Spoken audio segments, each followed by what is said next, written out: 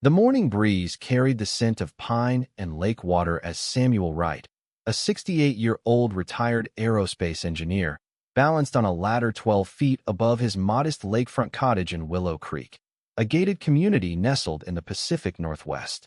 His hands, steady from decades of precision work, wrestled with the mounting bolts of a brass Eagle weather vane, a proud relic installed by his grandfather in 1987. The Eagle, its wings spread wide, spun lazily in the wind, a symbol of legacy and resilience that had weathered storms for 3 decades. Below, a portable radio played Miles Davis, blending with the gentle lapping of the lake against Samuel's dock. This was his sanctuary, a place where he could work with his hands and escape the corporate world he'd left behind at Boeing. The cottage, modest compared to the glass and steel mansions around it, held a value no money could buy: pride, history, and the quiet satisfaction of maintaining something timeless. Samuel was methodically cleaning grime from the vane's pivot when a voice sliced through the piece like a blade. "Hey, what do you think you're doing up there?" The shrill demand came from Karen Whitaker, a woman in a pristine designer tracksuit, standing at his property line with hands on hips and an expression that could sour milk. Karen was the self-appointed guardian of Willow Creek's standards: blonde hair, shellacked to perfection, makeup applied with surgical precision, and eyes that sized up property values with every glance. Her presence radiated entitlement, the kind that made Samuel's chest tighten. "Good morning, Mrs. Whitaker," he replied, his tone polished by years of navigating tense encounters. "Just fixing my weather vane. Lovely day for it." Karen's face twisted, as if the sight of a black man doing skilled work was an affront to her universe. "Fixing?" she snapped. "I don't see any HOA approval for exterior modifications. Who authorized you to work on this property?" The question stung like a slap. Samuel was on his own ladder, on his own land, in a home he'd owned outright since 1987. Yet here was a woman who'd moved in 5 years ago, questioning his right to exist. "Ma'am," he said, descending carefully, "this is my home. I don't need HOA approval to maintain my property." Karen's smile was colder than the lake. "Your home?" she said, disbelief dripping from every syllable. "I need identification and proof of ownership. Now, we've had issues with unauthorized workers." The words "unauthorized workers" hit like a gut punch. Samuel, a man who designed jet engines, was being reduced to a trespasser in his own yard. He reached for his wallet, movements slow and deliberate, and handed over his driver's license. Karen snatched it, scrutinizing it like a border guard. Her eyes flicked between his face and the photo, then to the address clearly matching the cottage before settling on him with a mix of frustration and rage. "This seems legitimate," she admitted, her tone begrudging. But as Samuel reached for his license, Karen did something unforgivable. She locked eyes with him, smirked, and let the license slip from her fingers. "Oops," she said, watching it flutter to the pavement. "Butterfingers. I get nervous around people with tools." The plastic hitting concrete echoed like a gunshot. Samuel stood frozen, hammer still in hand, as his identity was discarded like trash. At 68, he'd faced racism before, but this deliberate act of contempt cut deeper. What Karen didn't know was that every second was being captured by security cameras Samuel didn't even realize existed. 34 floors above Seattle, his son, Nathan Wright, watched the live feed in his office, his coffee mug shattering against the window as he saw his father humiliated. And in less than 40 minutes, one phone call would unravel Karen's family's $5 billion empire. Nathan wasn't just any son.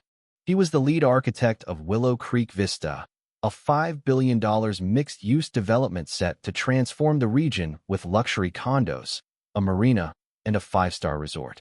Samuel's cottage sat on the keystone lot, the geological and legal linchpin of the entire project. Without it, the development was dead. Nathan's hands shook with controlled fury as he reached for his phone.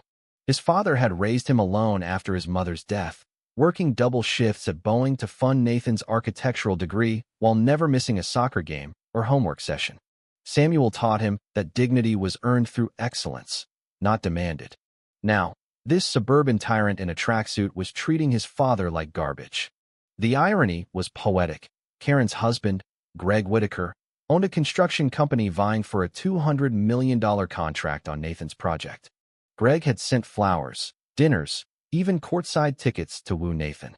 Meanwhile, his wife was torching their future on Samuel's lawn. Karen, oblivious to the storm she'd unleashed, took her crusade to social media. Her Facebook live stream, broadcast from her marble-countered kitchen, was a masterclass in suburban venom. "Good morning, Willow Creek family," she cooed, her voice a blend of fake sweetness and genuine spite. "We have someone who thinks rules don't apply to them, doing whatever they want without HOA approval." She painted Samuel as a suspicious individual conducting unauthorized rooftop activities, her lies growing bolder with each minute. The comments section lit up. Some neighbors cheered her on, but others pushed back. "I've known Samuel Wright for 15 years, wrote Mrs. Lee from down the street. "He's the best neighbor we have." But Karen, drunk on righteousness, announced an emergency HOA meeting to address compliance issues and suggested hiring assessors to inspect Samuel's property. She had no idea Nathan was watching, drafting termination letters for Greg's company. By Sunday morning, Greg Whitaker was a wreck. He'd watched Karen's live stream 7 times, each replay confirming the destruction of his life's work. An email from Nathan had arrived at midnight. "Whitaker Construction, immediate status review due to community concerns." Greg's stomach churned as he realized this suspicious worker his wife had targeted was Nathan's father. Samuel's cottage wasn't just a home, it was the heart of Nathan's project. Without it, the $5 billion dream collapsed, taking Greg's company with it. His phone rang, and Nathan's voice was ice. "Mr. Whitaker, I assume you've seen your wife's public statements about my father." Greg stammered. "I had no idea. She acted alone." Nathan cut him off. "Your wife broadcast her harassment to over 200 people, including our investors. They don't fund projects in communities that attack longtime residents." Greg's desperate plea, offering Karen's apology, her HOA resignation, even a donation, was met with silence. "Some bridges can't be rebuilt," Nathan said. The line went dead. Karen, still basking in her community champion status, was oblivious. "My stream got 400 views, she chirped, kissing Greg's forehead as he sat, hollow-eyed, at their kitchen table.